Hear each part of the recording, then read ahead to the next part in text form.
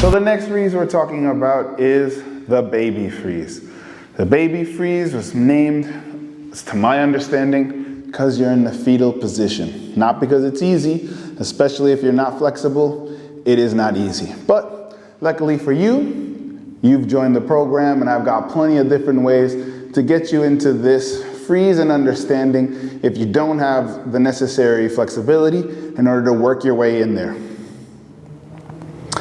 I myself am one of those people that it just became very, very difficult. I actually even neglected it, being completely honest, alongside another freeze. But learn from my mistakes, learn them all now, or continue to work on them while you continue on with your braking.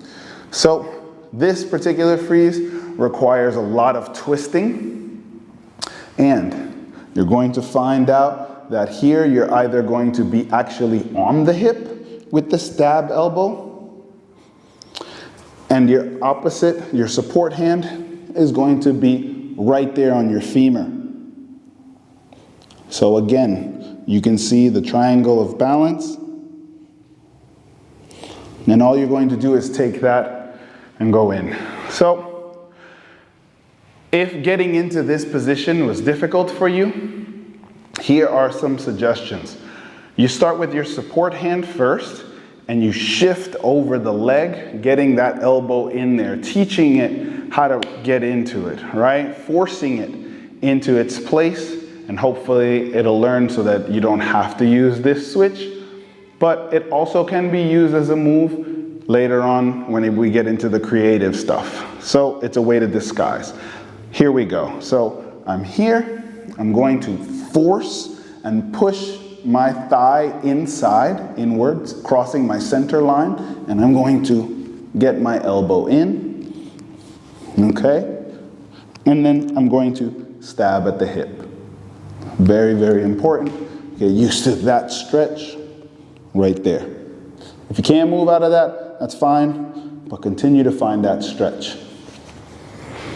Now, depending on what type of clothing you have, you might be slipping out and things of such, so you're gonna have to try out some different things. You might just wanna go in a straight t-shirt just so that it's on skin, so that it can grip a little bit, but that's up to you. So it goes cross, over, and lock. You can open the leg, figure four it, over the top it,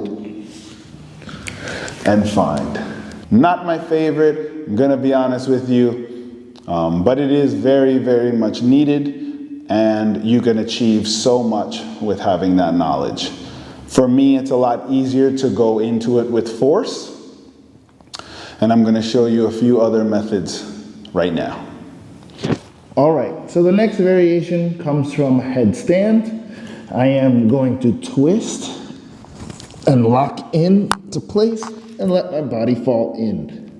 By using the force of gravity pushing me down, it allows me to compress a lot easier and allows me to stay into the spot. So from the headstand, I twist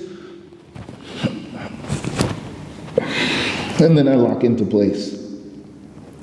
And there it is. If you have the flexibility, this move is easy. If you don't, just continue to work, hang in there. There's other ways to getting into it as well.